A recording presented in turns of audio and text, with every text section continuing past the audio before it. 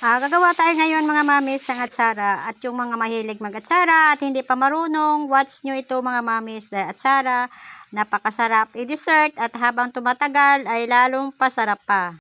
Marami itong lulutuing atsara, ito ay panghanda, kaya watch ito mga mamis, matututo talaga kayo dito. Pag maraming lulutuin na atsara, gumamit po ng dryer para po mapabilis at hindi po mahirapan pumiga.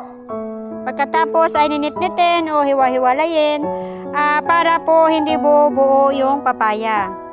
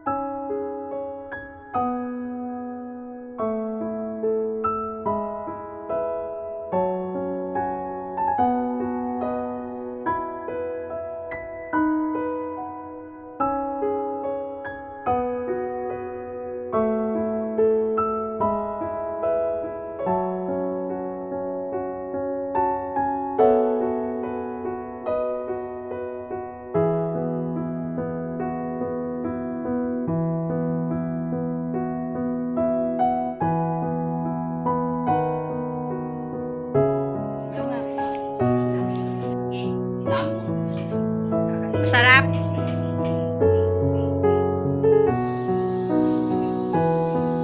Thank you for watching.